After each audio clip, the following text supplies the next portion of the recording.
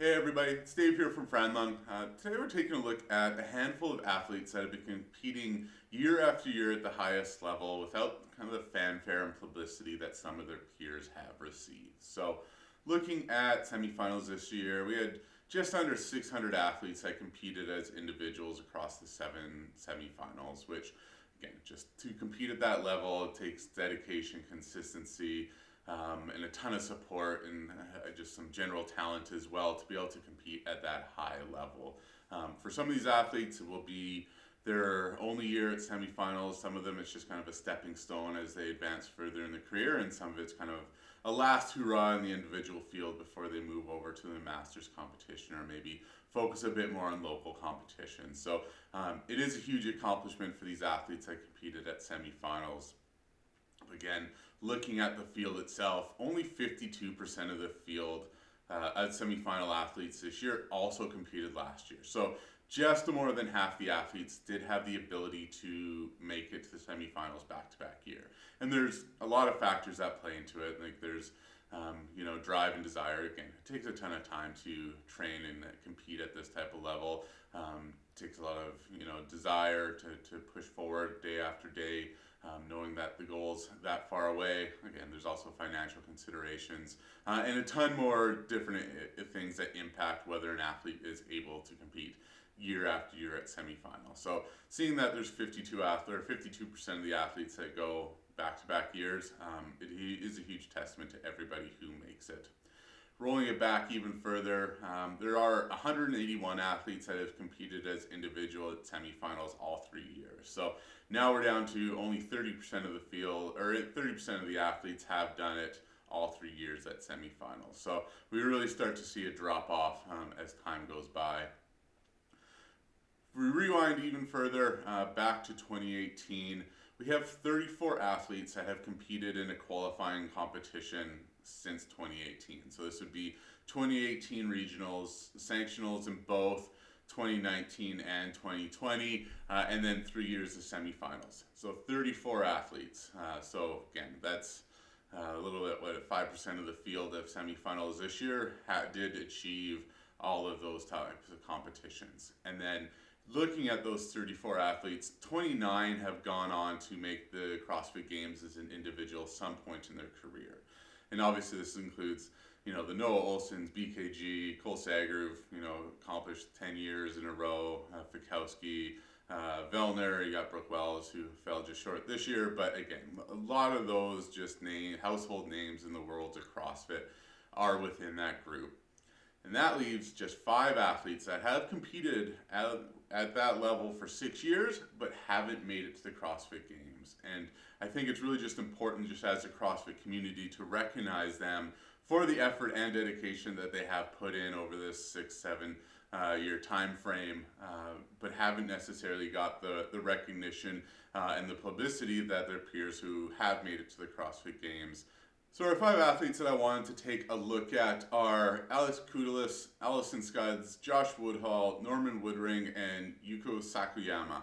So again, all 5 of these athletes have competed at least since 2018 in one of those types of qualifying competitions. So first athlete, Alex Kudelis, a Greek athlete training with HWPO currently, has just missed the games the last couple of years, did last chance qualifier in both 2021 and 2022. And this year at semifinals, he finished 15th in the European semifinal, so just out of a qualifying position. Looking at his competition history though, 2022 was a great year for Kudelis in terms of success on the competition floor. So he had top 4 finishes at both the Dubai Fitness Championship and the Madrid Challenger Series, the Madrid Challenger Series and the Madrid Championship. So again, right at that level of those elite European athletes, just hasn't kind of got one of those competitions together to qualify him for the CrossFit Games. Next up, we got Allison Scudds. Allison Scudds is going to be the best known athlete of these 5 athletes, thanks to her contributions to the demo team, as well as being in all the movement standard images and videos that CrossFit puts out for the open and quarterfinals. So she's been competing at this level since 2016, when we were her first appearance at the Atlantic Regionals. She has notable finishes in the sanctional era with fifth place finishes in Pandaland CrossFit Challenge in 2020 and 2019 Brazil CrossFit Championship. And the closest that she did make it to qualifying for the CrossFit Games was way back in 2017 regionals, where she finished 7th at the Atlantic Regional. So has been close a few times throughout her career, and she does just kind of continue pushing forward year after year for those type of competitions. Next up, we got Josh Woodhall. He came oh so close in the sanctional area to making it to the CrossFit Games. So he had second place finishes in sanctionals in both 2019 and 2020. So thanks to sanctional rules, he missed out because there was just one qualifier from those competitions. So in 2019, he had a second place finish at the Asia CrossFit Championship, and in 2020 finished second at the Norwegian CrossFit Championship. So right on the bubble there. From a semi-final era standpoint, really just kind of been sitting in that mid-20s standpoint in both 2021 and 2022. And then just with a bigger field this year, he's in the low 40s at 44th at the North American East semifinal. So again, somebody who just keeps coming out. His first appearance on this stage was way back in 2017 at the Central Regional. Our fourth athlete we're looking at, Norman Woodring. So he is an affiliate owner of Not the Norm CrossFit. This year, 2023, was his best semifinal finish in terms of spots outside qualifying. So he finished 18th at the North America East semifinal, so he was 6 spots out.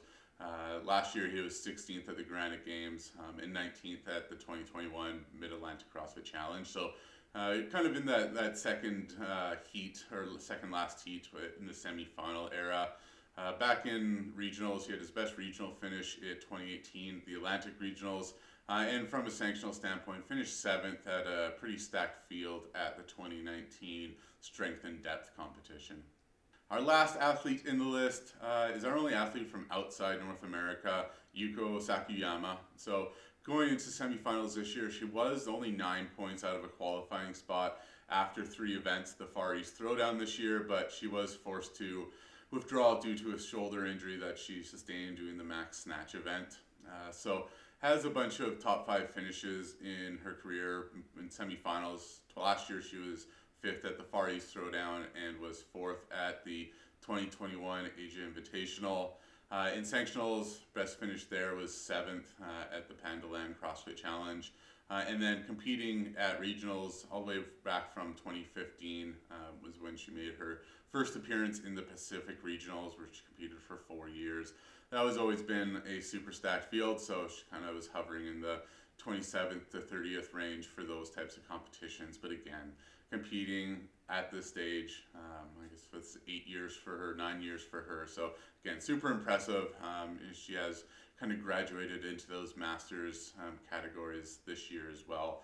So potentially we can see her again competing in age group qualifiers in future years as well. These 5 athletes have been putting in the effort year after year, competing at the highest level for 6 years, and then several years of training to get to that point. So certainly wanted to give them kind of a shout out and recognition for all their hard work over the past several years competing at such a high level.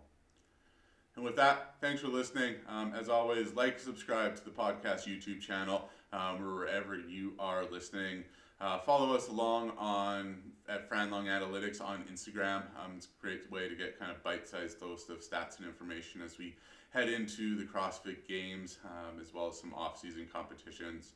And if you really like what the content we're producing, want to support us a bit more, check out franlungsocialclub.com and kind of just take a look at some of the merch that we got up there, trying to help support the stats and analytics that we are bringing to the CrossFit world. And with that, have a great day, and thanks for listening.